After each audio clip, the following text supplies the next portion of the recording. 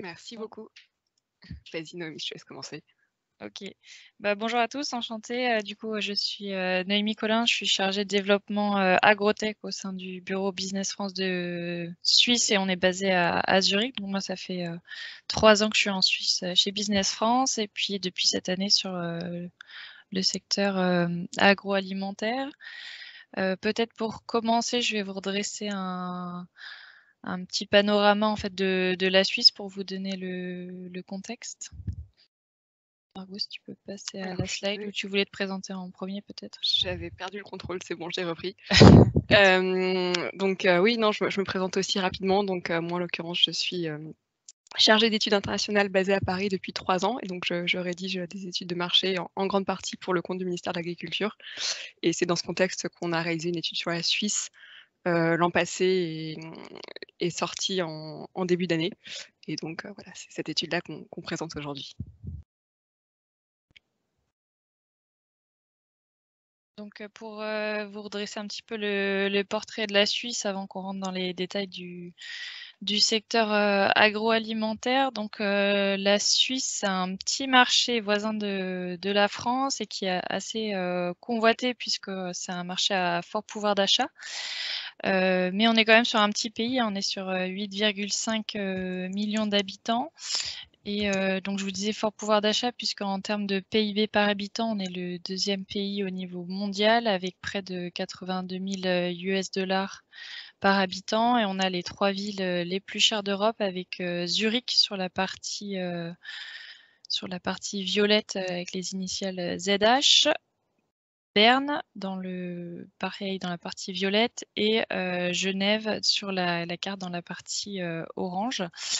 Donc on est sur un marché quand même assez spécifique parce qu'on est au cœur de l'Union européenne, mais la Suisse fait pas partie de l'Union européenne et on n'est pas dans la zone euro non plus. On a aussi l'aspect fédéral. Donc, c'est-à-dire que chaque canton a sa réglementation et on est vraiment sur un État décentralisé avec une très forte importance de l'identité locale. Un Suisse, avant d'être Suisse, il va vous dire je suis vaudois, je suis genevois, je suis bernois et ça se ressent aussi dans les habitudes de consommation. Donc voilà. Un autre aspect qui est très important de la Suisse, et vous le voyez là sur cette carte, c'est qu'en fait on a 3 marchés dans le marché. Quand on pense à la Suisse, en premier, on pense à la partie francophone. On se dit en Suisse, on parle français partout. C'est pas vrai. Et en fait, il y a seulement 20% du territoire qui parle français. Donc, c'est l'équivalent un petit peu de la région lyonnaise avec la campagne autour. Et en fait, la langue principalement parlée en Suisse, ça va être l'allemand. C'est la partie violette sur la carte, avec des spécificités. C'est pas l'allemand de l'Allemagne. Enfin, à l'écrit, c'est officiellement l'allemand de l'Allemagne, mais il y a des dialectes en fait qui sont parlés à l'oral. C'est ce qu'on appelle le suisse allemand.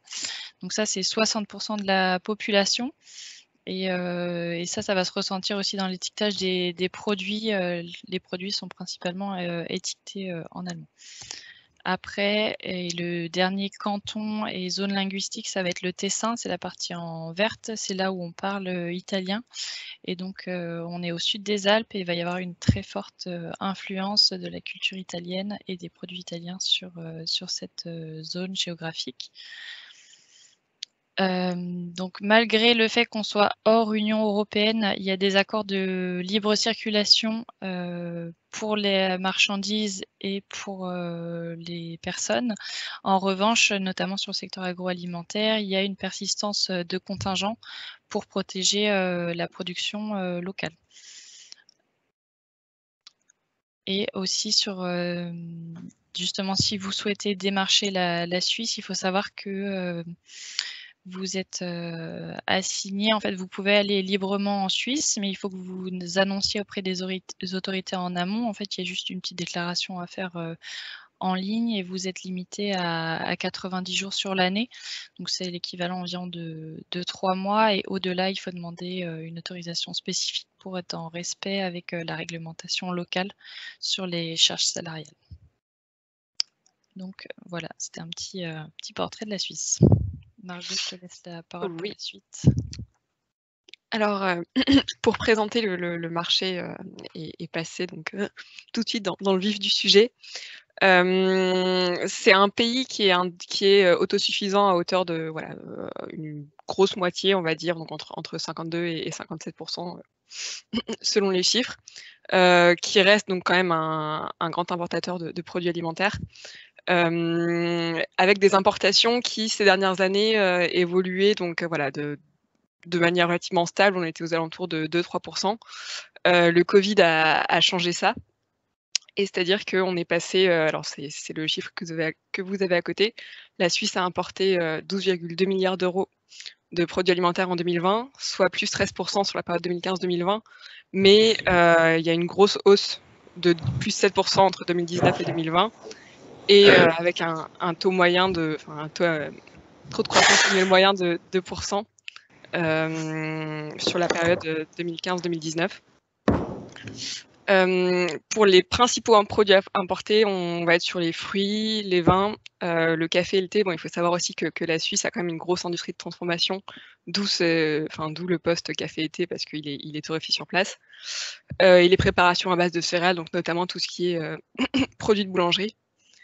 De manière assez naturelle, donc les 3 marchés frontaliers sont également les principaux fournisseurs, avec vraiment une tendance qu'on remarque, sur la dernière décennie, qui est que la France, 3e fournisseur, est en perte de vitesse par rapport à l'Italie qui est 2e, tandis que l'Allemagne, a une part de marché qui est relativement stable.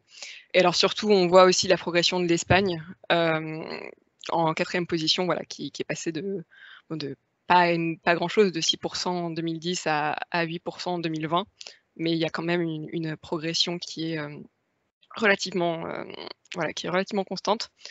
Sachant que la France a quand même reculé justement en 2020, mais, donc elle a reculé plus que ses principaux concurrents, mais, c'est principalement dû au vin et à la BVP. En fait, ça va être deux catégories de produits qui sont principalement, destinés à la restauration hors domicile. Or, en Suisse comme ailleurs, la restauration hors domicile a quand même particulièrement souffert en 2020, d'où justement ce recul. Sachant que quand on regarde un peu sur les chiffres 2021, on a quand même, voilà, je crois qu'on est à plus 10% pour la France, ce qui est un fort rebond, et qui est égal à celui de l'Italie et un peu supérieur à celui de l'Allemagne. Et que la Suisse aussi donc maintient une hausse des importations très forte en 2021, ce qui est assez, exceptionnel quand on regarde sur les 10 dernières années.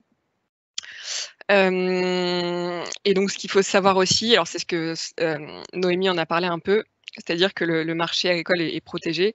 Et alors ce qui est protégé, ça va être les principales, productions locales. Donc l'agriculture, on sait que la Suisse est un grand pays laitier.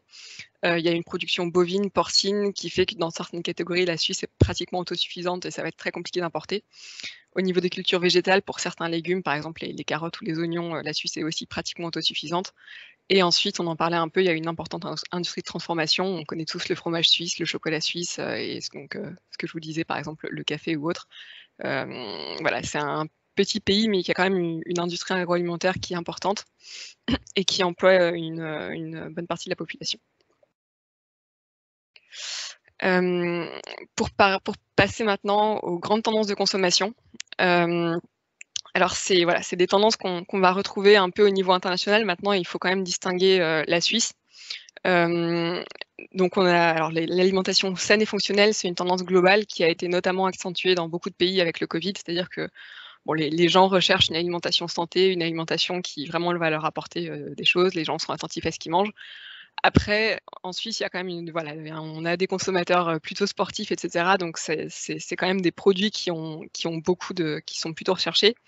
Et dans un marché qui est quand même relativement saturé, ça reste un segment de croissance vraiment important, et je pense que dans l'étude qu'on a menée, ça a été peut-être le genre de produit qui revenait le plus souvent.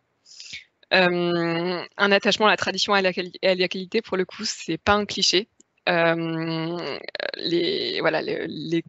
un aspect qui se retrouve autant dans l'emballage, dans l'apparence des produits, que dans les recettes. Il faut savoir que sur ce créneau, justement, l'offre française est bien placée. Mais la Suisse se démarque par le fait qu'en fait l'offre française est située au milieu, voire haut de gamme, mais pas toujours. c'est l'offre suisse de toute façon qui est toujours perçue comme vraiment haut de gamme sur de nombreux segments. Donc il faut savoir s'adapter, il faut que le produit soit vraiment extrêmement, soit vraiment irréprochable, parce que c'est une vraie demande des consommateurs, et que voilà, que ce soit un produit de qualité, et qualité avec ce sous-entendu, cette notion suisse. On a quand même des consommateurs qui sont ouverts aux innovations, donc c'est ce dont je parlais aussi pour un peu tout ce qui est alimentation saine et fonctionnelle. Voilà, il faut un peu de marketing, il faut leur présenter le produit, il faut leur faire goûter, mais on a comme dans beaucoup de pays l'essor des régimes végétariens, véganes, flexitariens.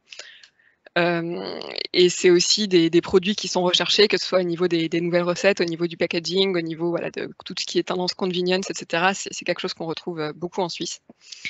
Un très fort attachement au bien-être animal. Alors ça, voilà, on pourrait le dire sur beaucoup de marchés, mais en Suisse, c'est vraiment, vraiment important. C'est l'un des pays, voire le pays où c'est le plus important. Ça a plusieurs implications, notamment au niveau des produits importés, c'est-à-dire qu'en fait, la Suisse, par exemple, en volaille, va se fournir beaucoup massivement auprès du Brésil, mais ils vont obliger leurs fournisseurs étrangers à suivre les normes suisses de bien-être animal. C'est des normes qui sont quand même assez strictes. Ça veut aussi dire, par exemple, au niveau des ingrédients, si vous avez un produit, une viennoiserie qui a une dorure avec un œuf, il faut que ce soit un œuf qui sera issu de ponte au sol et pas de ponte en cage, parce que ce sera précisé de toute façon sur l'emballage, et qu'on aura vraiment des normes extrêmement strictes à respecter. Et ce qu'on nous a bien fait comprendre, c'est que si on ne respecte pas ces normes, nos concurrents seront ravis de le faire. Donc c'est comme ça qu'on perd un marché. Un patriotisme culinaire exacerbé par la crise. Ça aussi, il faut savoir que, alors on a vu un peu que la Suisse justement était enclavée avec 3 grands pays qui sont aussi des puissances agroalimentaires européennes. Et malgré tout ça, la Suisse est vraiment parvenue à conserver une identité qui lui est propre. Ils en sont extrêmement fiers. C'est ce que Noémie disait, c'est qu'ils se revendiquent plus de leur canton que suisse. Ils sont extrêmement attachés à leur tradition, à leur tradition culinaire. Et à qualité égale, ce sera toujours l'origine suisse qui primera, même si elle est plus chère. C'est-à-dire qu'on a des consommateurs qui ont un certain pouvoir d'achat, et qui, dès qu'ils le peuvent, mettront plus d'argent sur la table pour acheter un produit suisse. Et ça, c'est extrêmement important, parce que voilà, l'origine va être précisée sur pratiquement tous les produits. Les quelques produits où c'est pas encore fait, il y a quand même des lois qui sont en passe d'être passées, justement, je pense notamment aux produits de BVP ou autres, pour vraiment afficher l'origine du produit. Et c'est extrêmement important pour eux. Et voilà, alors, les implications, c'est que souvent, quand on propose un produit transformé, les Suisses apprécient énormément qu'il y ait 1 ou 2 ingrédients qui viennent de Suisse. Ça peut être même du levain ou autre. Tant que ça vient de Suisse, il y a quand même un intérêt pour les consommateurs. Autre point important, c'est le premier marché mondial pour le bio par habitant. Par contre, ils ont un label bio bien à eux, qui est plus contraignant que le label bio AB européen, qui est le label bio suisse.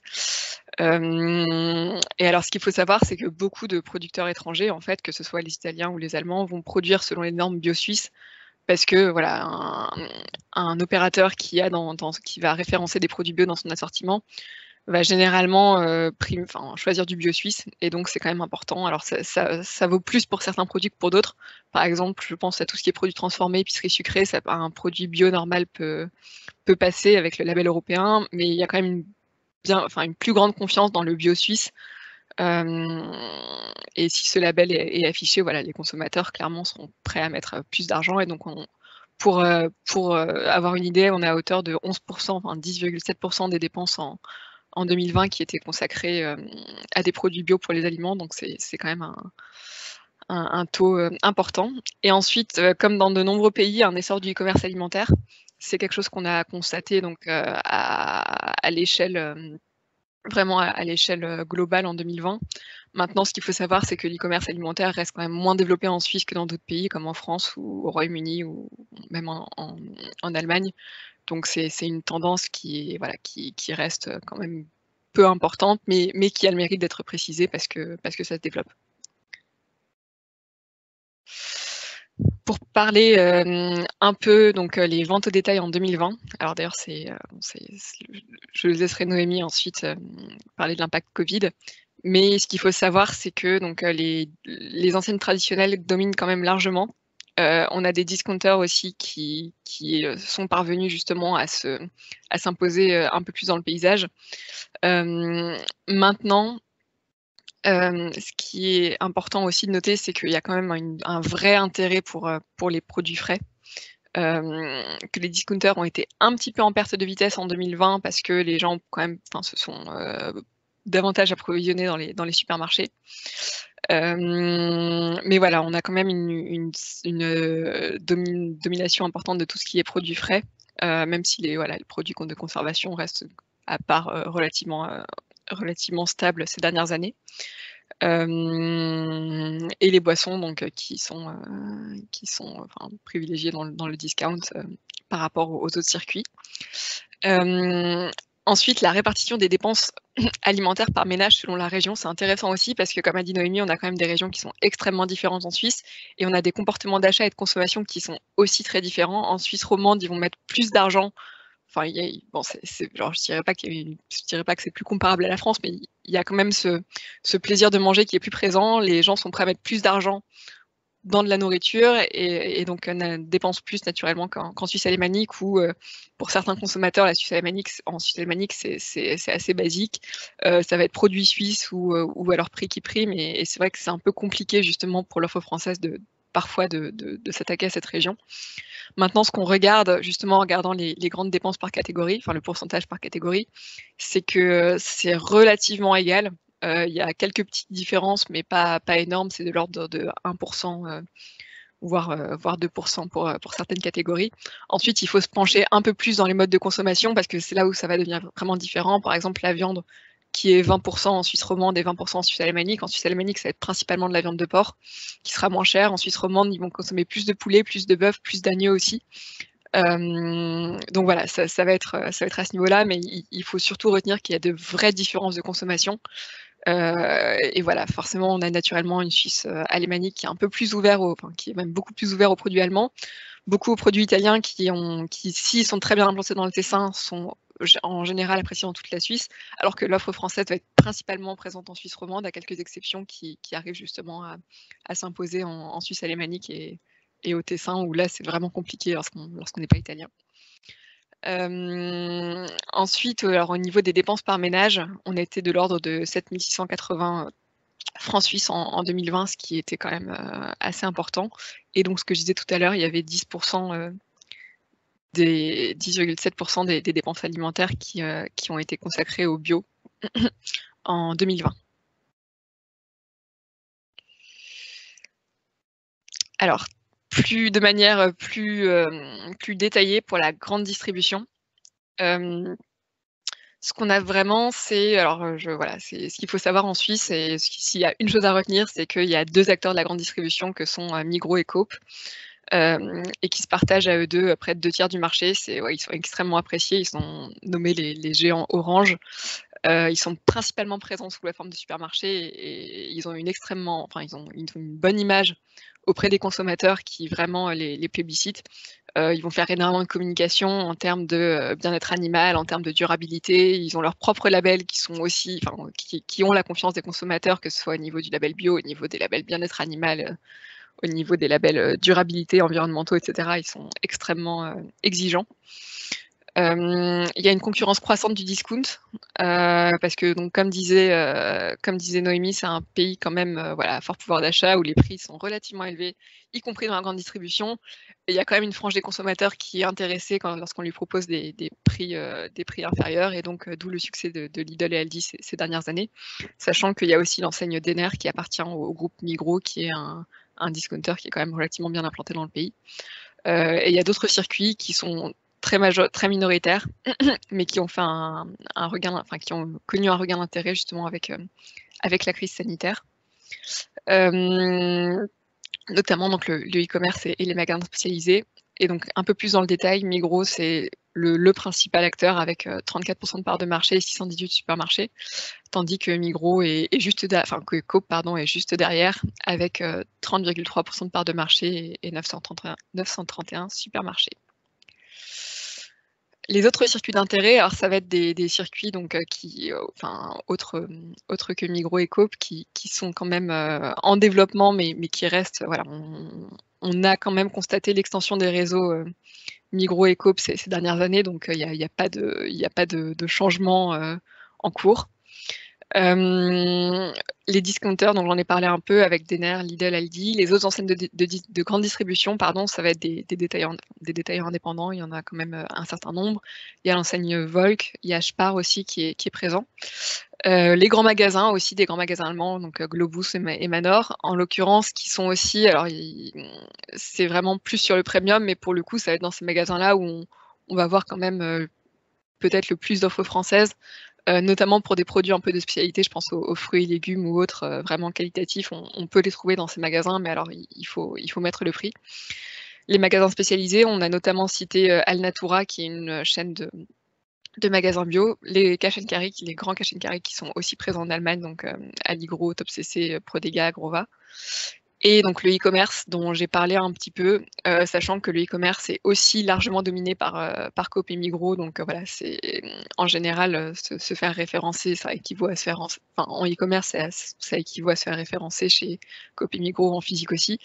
Mais il y a quand même l'émergence de pure players, donc j'ai mis le plus important qui était Farmy, qui est une enseigne qui vraiment a choisi de proposer des produits qualitatifs, dont certains produits français, mais qui privilégie aussi les circuits courts. Et donc là, c'est pareil, il y a Suisse, avec des drapeaux suisses partout, ils en sont extrêmement fiers. Donc les possibilités restent quand même... il faut faire un effort pour se faire référencer sur ces sites. Et ensuite, les sites classiques qu'on va trouver donc, en France, comme Amazon ou Vip, sachant qu'ils sont quand même présents de manière beaucoup moins importante en fait que dans d'autres pays. Amazon est là vraiment de manière marginale. La restauration hors domicile, le pays qui compte à peu près 27 000 établissements de restauration, 122 restaurants étoilés, dont une bonne partie en Suisse romande, et 22 milliards de chiffre d'affaires en 2019. Bien sûr, ça a baissé en 2020. Avec donc 4 canaux à distinguer, la restauration collective, la restauration commerciale, la restauration haut de gamme, les chaînes de restauration. Ces 4 canaux qui peuvent présenter des opportunités pour les produits français, mais qui sont à aborder de manière extrêmement différente et qui n'ont pas du tout les mêmes circuits d'importation. Enfin, pas du tout, dont certains ont les mêmes circuits d'importation, mais qui ne demandent pas du tout le même type de produit. Sachant que la Suisse se démarque un peu au niveau de la restauration collective, donc comme a dit Noémie, il y a 8,5 millions d'habitants, et en 2019, il y en avait plus d'1,5 million qui mangeaient tous les jours dans un établissement de restauration collective. Donc c'est un gros circuit, et c'est pas comme dans d'autres pays où ça reste vraiment sur de l'entrée de gamme. Là, on a une demande pour absolument toutes les gammes, parce que voilà, que ça va de l'école, de l'hôpital à l'entreprise, et souvent proposer une gamme un peu plus premium, c'est une manière pour les opérateurs de se démarquer. Donc on a quand même une demande pour des produits un peu plus qualitatifs, même sur le circuit de la restauration collective. Et du coup, Noémie, je te laisse reprendre la main. Ouais, super, merci. Oui, du coup, comme Margot l'a évoqué un petit peu déjà, la Suisse, on a quand même été impacté par la crise, même si au niveau de tout ce qui était confinement et mesures pour lutter contre la pandémie Covid, ça a été beaucoup plus léger qu'en France, qu'on partait sur le principe que la population est autoresponsable. Donc, il n'y a pas eu forcément de confinement strict, les gens étaient assez libres de se déplacer. En revanche, tout ce qui a été restauration collective, bar, ça a fermé, à l'exception de tout ce qui était forcément restauration d'hôpitaux, de prisons et autres. On a eu récemment des échanges, par exemple, avec des grossistes qui servent ce type de circuit, et eux ont été fortement impactés. Ils ont perdu 40% de chiffre d'affaires sur ce type de restauration collective. En revanche, pour tout ce qui est vente de détail, ça a été dopé en fait par la fermeture des restaurants et aussi par la fermeture des frontières. Parce que pendant plusieurs mois, les frontières étaient fermées. Il faut savoir qu'en Suisse, il y a aussi un fort phénomène de tourisme d'achat. Donc, c'est-à-dire que les Suisses francophones vont faire leurs courses du côté français et les Suisses germanophones passent souvent la frontière côté Constance ou de l'autre côté de Bâle à Saint-Louis pour aller faire leurs courses pour notamment des produits d'épicerie, un petit peu de viande parce que les tarifs sont moins chers. À savoir quand même que il y a des quotas qui sont imposés. Par exemple, vous êtes limité à 1 kg de viande rouge par personne quand vous passez la frontière ou à 6 bouteilles de vin quand vous revenez. Et les déclarations sont à faire au niveau des postes de douane quand vous rentrez. Donc forcément, là, on a vu un fort rebondissement des ventes en fait chez Coop, chez Migros et tous les autres circuits de distribution alimentaire qui étaient ouverts comme Marco vous l'a précisé. Donc le chiffre d'affaires de l'année dernière était de près de 30 milliards de francs suisses, donc avec une belle hausse de 11%. On attend un recul sur 2021 puisque tout ce qui est restauration collective, ça a réouvert. Les frontières ont également réouvert. Pour le moment, le premier semestre 2021 était quand même assez positif avec une hausse des ventes de 1,4%. Donc on verra à la fin de l'année quel sera l'atterrissage. Donc on a observé quand même pendant cette période 2020-2021 un changement dans tout ce qui est mode de consommation. Donc comme Margot l'expliquait, le bio a été boosté, donc avec plus 16%, presque plus 17% des ventes de produits bio. Et pareil, le e-commerce qui a augmenté de 18%, mais qui est quand même assez minoritaire. On a vu aussi pendant la crise des pénuries de produits, notamment tout ce qui est beurre, puisqu'il y avait une baisse de la production locale et ce qui a entraîné en fait une hausse des importations sur ces produits qui étaient en pénurie, comme par exemple les œufs aussi ou certains fruits et légumes comme les pommes, carottes, bananes. En revanche, en termes de panier moyen, on reste sur la même répartition en termes de produits frais. C'est 56% du panier de consommation, suivi par tout ce qui est produits de conservation d'épicerie à 27%. Et puis, en dernier lieu, tout ce qui est boissons et alcool compris. À savoir que tout ce qui est commerce a quand même été aidé par le Conseil fédéral pendant la crise. Il y a près de 60 milliards de francs qui ont été débloqués pour tout ce qui est restauration collective. Entreprises, notamment certains importateurs en ont bénéficié pour aider l'économie locale et éviter des licenciements. On peut passer à la suite. Du coup, maintenant, on va se pencher sur les opportunités pour les produits français. Donc, c'est des opportunités qu'on a relevées pendant l'étude du fait de différents échanges qu'on a pu avoir avec à la fois des importateurs, des chaînes de distribution. Donc de manière générale, tout ce qui est produit français, il y a une très bonne image au niveau de la qualité. C'est vrai que la France a toujours cette image de nation de la haute gastronomie, donc c'est vrai qu'on en bénéficie. Il y a une bonne notoriété, comme le Margot l'expliquait, les produits français fonctionnent notamment très bien en Suisse romande, qui ont des modes de consommation un peu plus proches de la France que la Suisse alémanique. En revanche, pour réussir en Suisse, il faut jouer sur les spécificités des produits en accord avec les tendances de consommation. Communiquer sur le savoir-faire, ça c'est des choses qui parlent aux consommateurs suisses et aux importateurs. Et tout ce qui est démarche bio, respectueuse de l'environnement, ça, c'est des choses qui sont extrêmement importantes et la Suisse est aussi un des premiers pays assez pionniers dans tout ce qui est bio. Ça fait des années qu'ils l'ont mis en place. Donc, si vous avez des produits qui correspondent à ces niches, vous pouvez tenter. En revanche, ce qui peut bloquer, c'est au niveau de la relation commercial. Les Suisses ont un peu des a priori sur le commerce avec la France, donc il faut travailler sur ça, mais on y reviendra plus tard.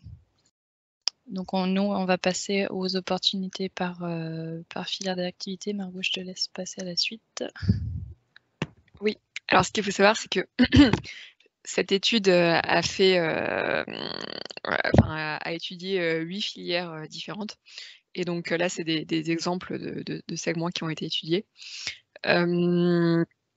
Pour commencer avec les fruits et légumes, les fruits et légumes, c'est un marché qui est extrêmement intéressant parce que c'est un marché sur lequel la France était extrêmement présente il y a 10 ans, encore plus il y a 20 ans, et sur laquelle elle a vraiment perdu des parts de marché. C'est un marché qui aujourd'hui est dominé vraiment par l'Italie et l'Espagne parce qu'il y a un facteur prix qui est essentiel. Et il y a aussi un facteur qualité, et justement la France a perdu un peu de sa des parts de marché principalement à l'Italie, dont l'offre est aujourd'hui reconnue comme aussi, voire plus qualitative que l'offre française, et moins chère, avec surtout des importateurs qui répondent davantage justement aux demandes, enfin des exportateurs italiens, pardon, qui répondent davantage aux demandes des importations suisses. Ce qu'il faut savoir pour alors c'est quelque chose sur lequel va revenir Noémie plus tard. Sur les produits agricoles et notamment sur les fruits et légumes, il y a des systèmes de contingent, et ça donne des systèmes d'importation qui sont extrêmement complexes, qui sont maîtrisés justement par les importateurs suisses, mais beaucoup moins par les exportateurs français. Et c'est des systèmes à connaître, c'est-à-dire qu'à partir du moment où en fait ça vise vraiment à favoriser la production suisse, voilà, sur certains segments, par exemple les abricots, ça va être au mois de juillet, et donc à partir d'une certaine date au mois de juin, donc les quotas sont décidés en avance et ils sont réévalués 2 fois par semaine. Et c'est-à-dire qu'il y a une poignée d'importateurs en Suisse qui a l'autorisation justement d'importer des fruits et légumes, et qui vont, alors il faut être extrêmement réactif parce qu'ils vont commander 2 fois par semaine, ils vont savoir en fait combien ils auront le droit de commander 2 fois par semaine, donc ils sont extrêmement il faut être extrêmement réactif et extrêmement précis avec eux.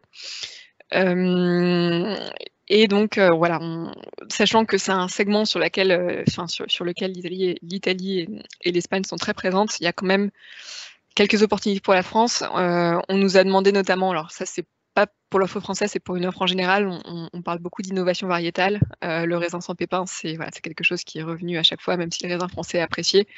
Il y a quand même aujourd'hui, c'est le raisin sans pépins qui domine, notamment en Suisse alémanique.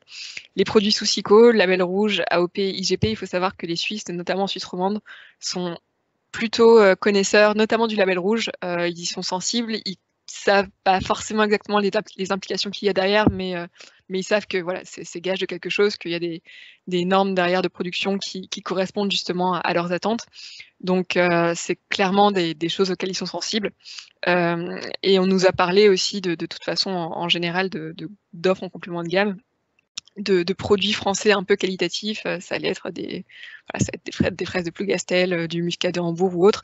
Ce qu'il faut savoir, c'est qu'en fait chaque supermarché, donc Coop et Migros, s'approvisionne à échelle nationale, mais il y a aussi une partie de l'assortiment qui est déclinée et qui est décidée en local, et donc qui là en l'occurrence passe par des importateurs spécialisés.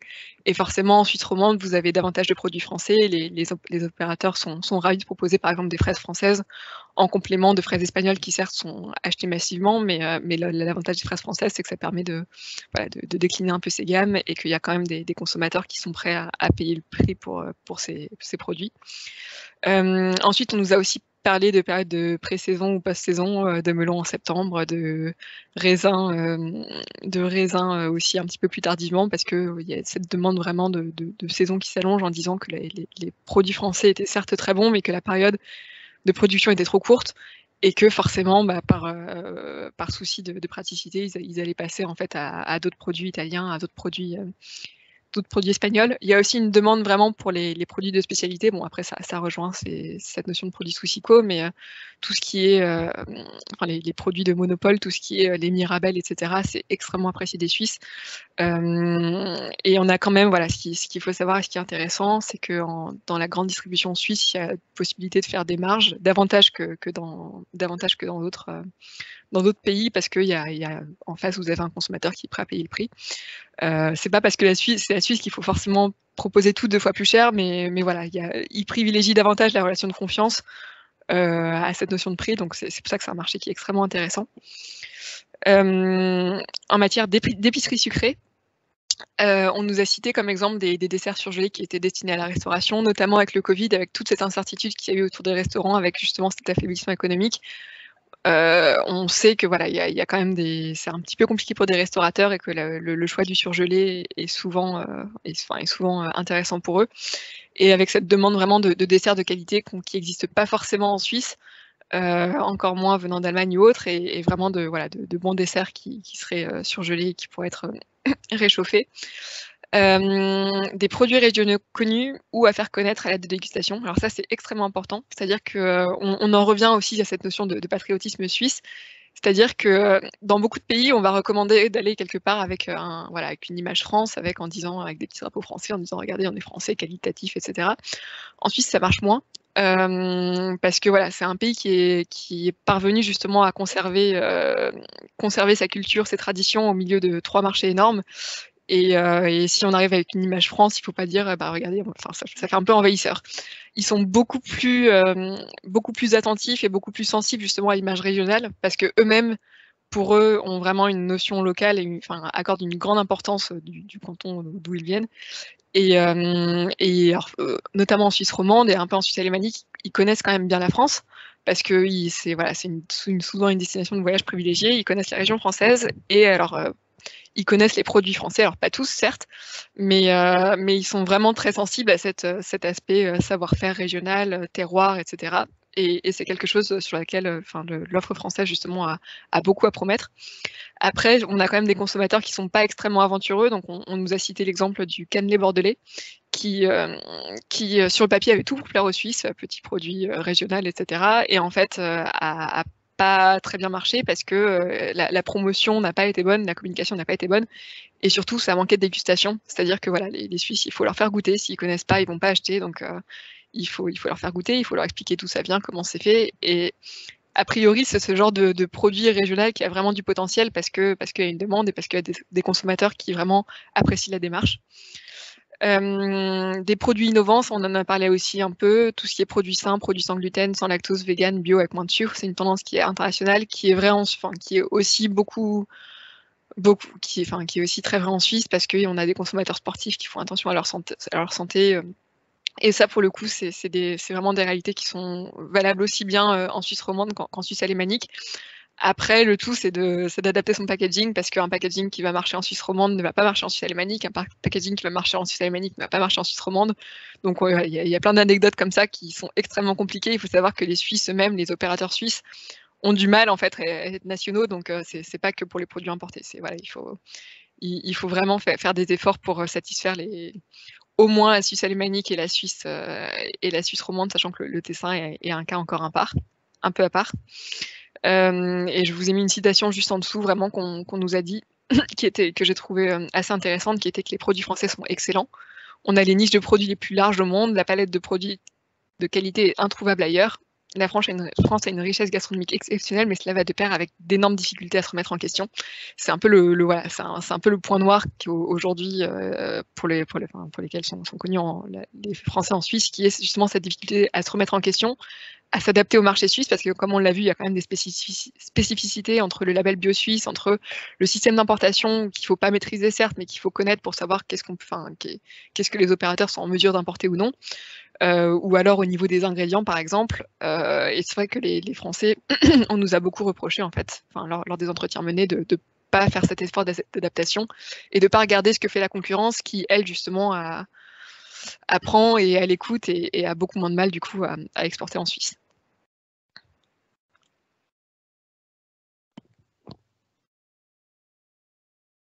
Ok, du coup on va passer à tout ce qui est BVP, donc sur les marchés de la boulangerie, viennoiserie, pâtisserie, on est sur un marché étonnamment dominé par l'Allemagne, même si sur les produits, l'origine allemande n'est pas toujours spécifiée, mais l'Allemagne est quand même très très présente En Suisse, pour fonctionner sur ce marché, c'est important de regarder les typologies de produits présents et ce qui fonctionne et ce qu'il faut éviter de mettre. Par exemple, la brioche française va pas forcément fonctionner en Suisse parce que localement, vous avez ce qu'on appelle la tresse au beurre, qui est un produit qui est entre la brioche et le pain et qui est la fierté locale. Donc, la brioche va être considérée comme trop sucrée. En revanche, on voit que tout ce qui est produit pour les régimes spécifiques, par exemple le pain sans gluten, ça c'est des choses qui vont être recherchées et qui vont être appréciées parce que vous avez en fait en Suisse de moins en moins de boulangeries artisanales qui existent et en fait il y a une forte domination des grandes enseignes, hein, Coop et Migros, ils sont partout, ils ont dans toutes leurs enseignes, que ce soit le grand supermarché ou la petite supérette du coin de rue, la station essence, un coin boulangerie avec des produits frais tous les matins. Donc la plupart des gens s'y arrêtent en allant travailler. Sur ces segments, l'offre française va pouvoir se démarquer sur notamment tout ce qui est viennoiserie, notamment par la qualité. En fait, il n'y a pas de produits comparables en local, par exemple. Vous pouvez avoir des viennoiseries, mais si elles sont pas faites avec du beurre français, et c'est ça qui nous a été informé pendant l'étude et pendant les entretiens, c'est que certains opérateurs ont tenté de faire des viennoiseries françaises mais avec du beurre suisse, mais on n'a pas forcément le même rendu au niveau du feuilletage. Donc certains opérateurs sont repassés par des importateurs ou en direct pour avoir des viennoiseries françaises, notamment en surgelé. Et de même, hein, pour le pain, tout ce qui est produit bake-off, ça fonctionne très bien. Comme je vous le disais, on a de moins en moins de boulangeries artisanales et le prix de l'immobilier est très très élevé ici en Suisse. Donc dès que c'est possible d'avoir des produits directement à mettre au four et même peut-être à proposer les fours qui vont avec pour pouvoir préparer les produits sur place, c'est assez apprécié en fait à la fois des clients finaux et des importateurs. Si on s'intéresse, je vois que le temps tourne, si on s'intéresse au fromage, il faut savoir que la Suisse, on est sur un très gros pays producteur de fromage. On est quand même sur le pays de la montagne avec la raclette et la fondue qui sont les incontournables du marché. Donc il y a une forte production locale. Et notamment aussi sur tout ce qui est pâte dure ou semi-dure. Donc la France tire son épingle du jeu sur tout ce qui est pâte molle et les produits qui ne sont pas en concurrence avec l'offre locale. Donc par exemple, on a remarqué que tout ce qui est produits de spécialité, par exemple comme le brie truffé ou des innovations, ça va fonctionner. Et on est quand même assez bien placé, notamment un des acteurs principaux du marché sur le fromage en Suisse, ça va être Savencia, notamment sur les pâtes molles. On nous a aussi évoqué que tout ce qui est format convenience, facile à transporter, vont être appréciés, notamment Margot le disait, hein, on est sur une population assez sportive qui est beaucoup en randonnée, en voyage, donc avoir des formats qui se mettent dans le sac à dos, qu'on peut emmener partout pour faire un apéro en montagne, ça c'est apprécié. Il faut savoir aussi que le fromage n'est pas consommé comme en France à chaque repas avant le dessert. Ça, c'est réservé à certains dîners, repas spécifiques entre amis ou en petit comité. Et il faut savoir aussi que, alors ça c'est une anecdote qui nous a été donnée par un importateur, mais par exemple tous les enfants n'ont pas le droit d'avoir de goûter sucré à l'école, donc les parents cherchent des alternatives salées et par exemple certains fromages pâte dure ou pâte molle avec un bout de pain, c'est très apprécié. Pour tout ce qui est ensuite, et à savoir, oui, sur le fromage, on vous a mis des petites annotations sur les restrictions. Il n'y a pas de restriction à l'importation, donc c'est un segment un peu plus facile d'accès de ce point de vue-là. De même sur tout ce qui est produit de la mer, étant donné que là, on n'a pas de production locale puisqu'on est un pays sans côte, même s'il y a quelques piscicultures et des poissons d'élevage ou poissons de lac, on est obligé d'importer des produits de la mer pour la consommation locale. À savoir qu'on est à 8,5 kg de produits de la mer consommés par habitant. C'est une consommation assez stable et assez importante pour un petit pays sans frontières, à savoir qu'on est sur plutôt des produits non transformés, issus de la pêche éco-responsable, donc tout ce qui est label MSC vont être très importants, vont être demandés par les importateurs, et il y a une poignée en fait d'importateurs qui gèrent l'approvisionnement du marché, aussi bien pour les poissonneries que pour la grande distribution. Donc pour tout ce qui est produits français, ça va être les pièces nobles, plutôt les produits haut de gamme qui vont être sollicités pour la restauration haut de gamme. Et notamment, il y a un pic de consommation au moment des fêtes de fin d'année, à savoir qu'on n'a pas forcément la même consommation entre la Suisse romande et la Suisse alémanique. Par exemple, sur la Suisse romande, on va consommer plus d'huîtres, des poissons entiers, alors que sur la Suisse alémanique, on est plutôt sur des poissons en filet, si possible sans arête. On a d'ailleurs un événement qu'on avait fait, une rencontre dans ce domaine-là il y a 2 ans à Zurich, et notre opérateur partenaire nous avait fait visiter ses locaux, et il a du personnel dédié pour enlever les arêtes de chaque poisson pour vendre aux consommateurs des produits sans arête, premium, faciles à cuisiner pour des gens qui n'ont pas forcément des connaissances. Donc voilà. Attends, il restait juste le vin, Margot. Et oui, du coup, pour finir sur les segments à potentiel, on vous a mis le vin également. Ça fait partie des sujets d'étude, à savoir que le vin en Suisse est un marché très très concurrentiel, presque saturé, et on est sur un marché, un gros marché de consommation. On a environ 33 litres par an par habitant. Principalement sur du rouge. Les importateurs sont extrêmement sollicités, et c'est impossible de travailler sans importateurs sur le marché suisse. Mais il y a quand même quelques niches à potentiel, notamment tout ce qui est vin bio fonctionne très bien, et c'est presque indispensable maintenant sur les rayonnages. Après, tout ce qui va être emballage, concept marketing innovant, peuvent séduire certains importateurs qui sont justement en train de... Il y a quelques remaniements de portefeuille qui ont lieu en ce moment, même si normalement on est plutôt sur des partenariats en fait de longue durée, et ils référencent très rarement des nouveaux vins et des nouveaux produits. Mais là, avec la crise Covid, il y a quelques changements, vu que certains opérateurs ont été déçus de leurs fournisseurs habituels ou avaient des stocks. Là, il y a un petit peu de mouvement en ce moment. Et puis, au niveau des modes de consommation, on ne va pas forcément être sur les mêmes typologies de vins en fonction de la zone linguistique. Par exemple, sur la Suisse romande, on est plutôt sur des vins rouges légers, et sur la Suisse alémanique, sur des choses un peu plus puissantes, au-dessus de 14 degrés. Et puis, on a vu que les grandes tendances en ce moment, c'est tout ce qui est vin effervescent, notamment en cocktail. Par exemple, les prosecco italiens fonctionnent très bien avec le spritz. Ça, c'est un des cocktails indémodables en Suisse. Et puis tout ce qui est rosé au moment de l'été fonctionne très bien.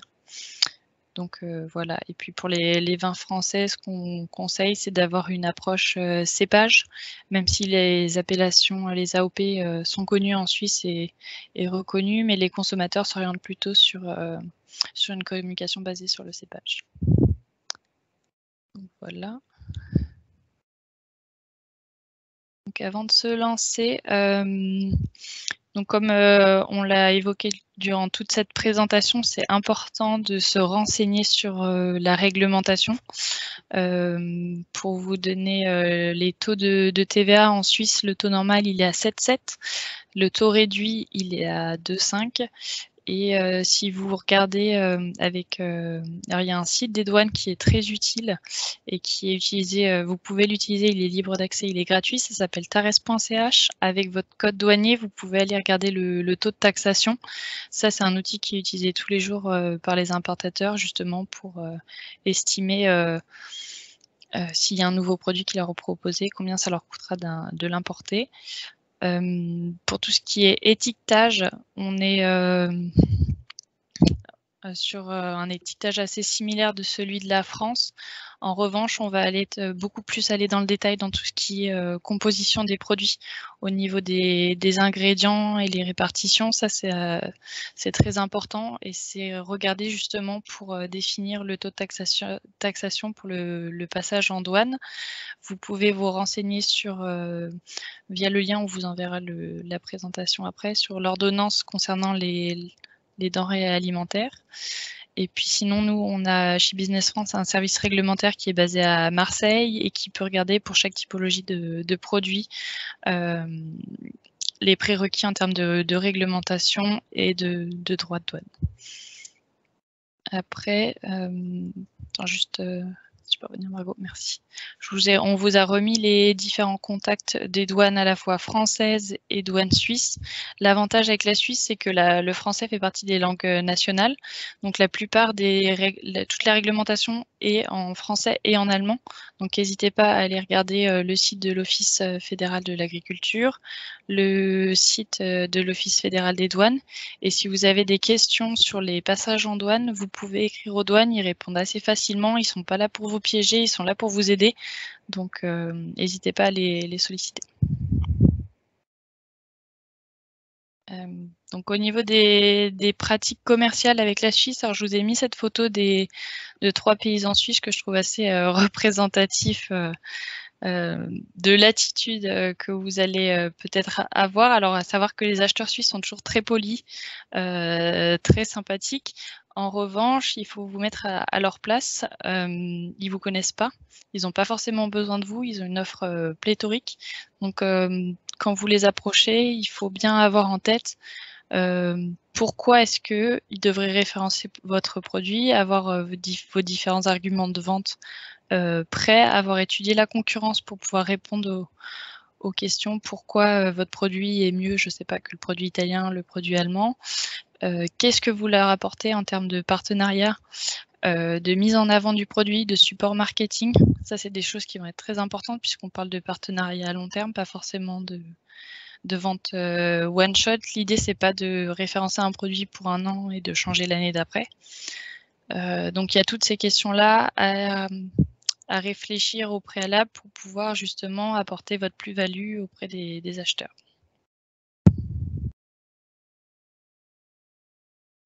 Donc du coup, pour faciliter vos relations avec les opérateurs en Suisse, il faut être assez réactif, assez flexible, avoir une bonne connaissance de la réglementation et des impacts que ça a et justement comment est-ce qu'ils travaillent et quelle est la concurrence pour eux.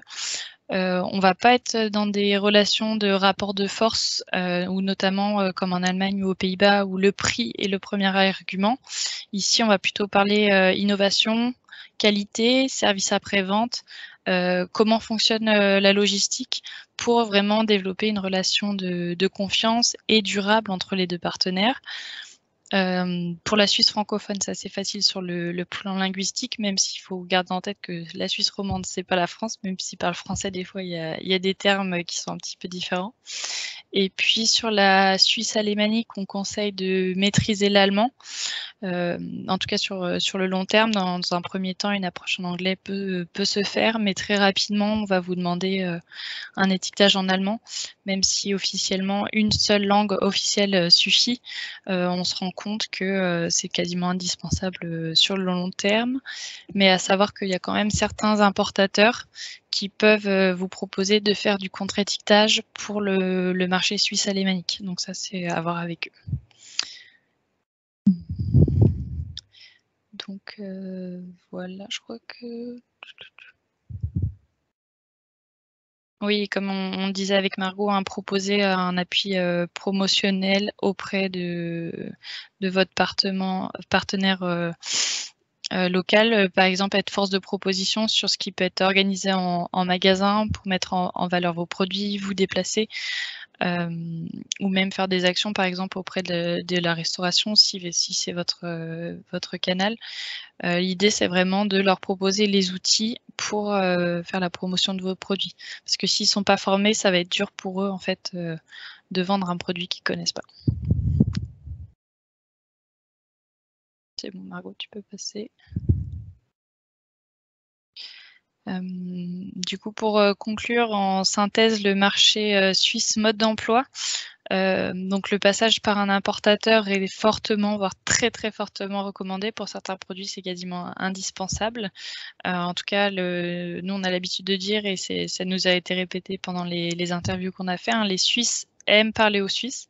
Ils ont même un petit peu peur des fois de parler, de traiter avec des étrangers. Donc notamment sur des régions un petit peu plus reculées, c'est plus facile d'avoir un relais en local qui maîtrise le marché, qui est bien introduit.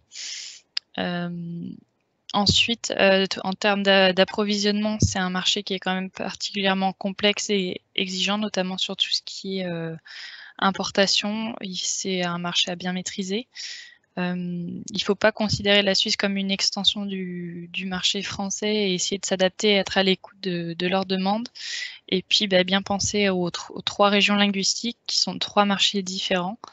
Et puis peut-être pour conclure sur ma partie, si vous avez un partenaire en local mais que vous avez une demande d'un autre importateur ou un autre client potentiel, peut-être tournez-vous en premier lieu vers votre partenaire pour savoir si ça ne pose pas de problème pour lui. Voilà. Je laisse Margot conclure. Oui, pardon. Et donc merci beaucoup Noémie. Je reprends la main. Donc cette étude est sortie en mars dernier. Elle est disponible sur le site donc qui s'affiche ici avec les filières couvertes par l'étude, la viande, le fromage, produits de la mer, fruits et légumes, ingrédients, épiceries sucrées, BVP et vin. Sachant que voilà, c'est beaucoup plus détaillé que ce qu'on a dit ici. Il y aura les principaux importateurs, les circuits d'importation, les demandes et les citations notamment des opérateurs qu'on a interrogés. Donc il faut compter à peu près une 40aine d'opérateurs qui ont été consultés pour cette étude. Et vraiment le marché suisse en détail. Et le but, c'était vraiment de faire connaître sur ce marché qu'on pense facile d'accès, mais qui est finalement plus complexe qu'il n'y paraît, mais qui en même temps propose vraiment présente des opportunités pour des produits qualitatifs et vraiment voilà, une mise en avant de la tradition de la qualité qui peut être vraiment un axe à développer pour les produits français et où il y a quand même des choses à faire pour l'offre française. Merci. Et du coup, si vous avez des questions, nous sommes tout oui. Oui, merci Noémie et merci Margot. Donc effectivement, si vous avez des questions, vous pouvez passer soit par la conversation en direct. Nous sommes là pour vous répondre.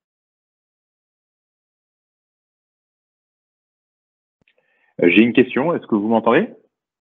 Oui. Oui, bonjour, c'est Hugo de Ferrières du Château Carbonneau.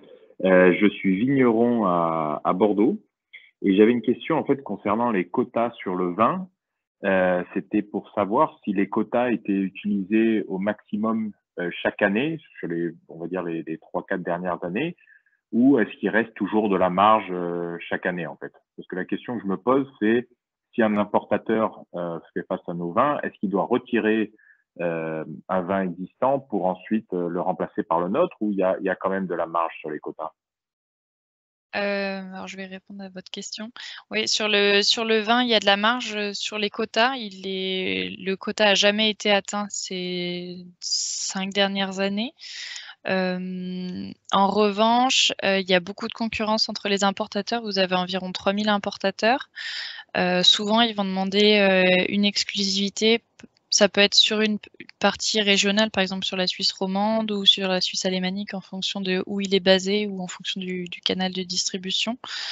Mais ça peut arriver qu'ils doivent déréférencer un fournisseur. C'est au cas par cas. Mais très souvent, les portefeuilles sont très fournis. Et pour référencer un nouveau produit, ils vont devoir en déréférencer un qui ne fonctionne pas très bien.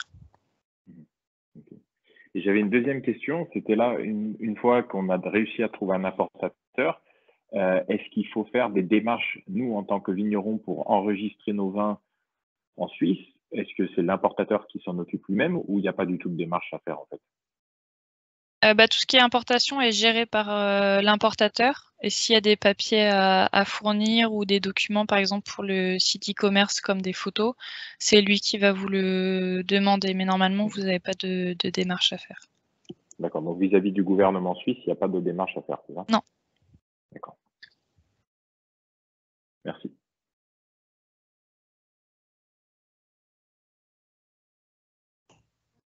Moi, j'avais une question aussi. Vous m'entendez? Oui, on vous écoute. C'est similairement la même question en fait que la personne d'avant.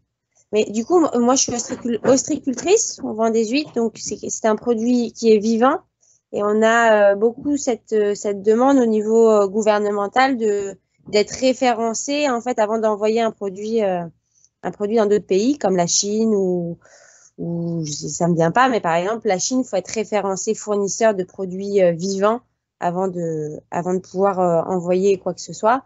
J'ai bien noté de prendre contact avec des importateurs, mais je voulais savoir s'il y avait cette démarche à faire qui, je sais, est très longue à mettre en place. Non, il n'y a pas Même en ce type produits de vivants. démarche. Non. D'accord. Okay. Très bien. Je vous remercie. C'est très intéressant. Merci beaucoup.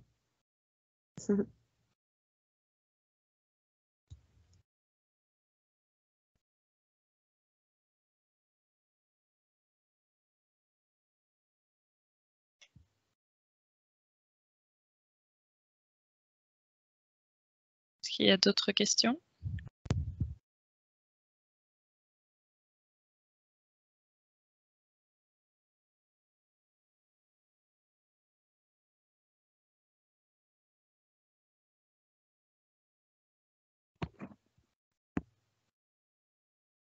Après, si vous avez des questions qui vous viennent par la suite, vous pouvez nous les envoyer par écrit avec Margot. On vous a mis nos coordonnées sur la première slide. Ah non.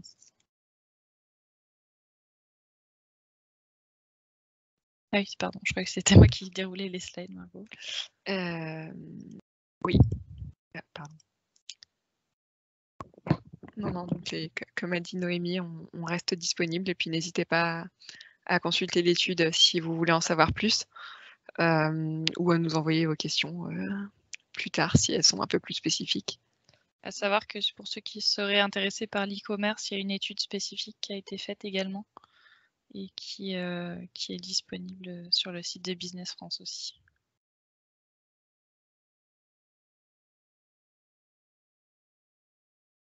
D'accord, merci beaucoup.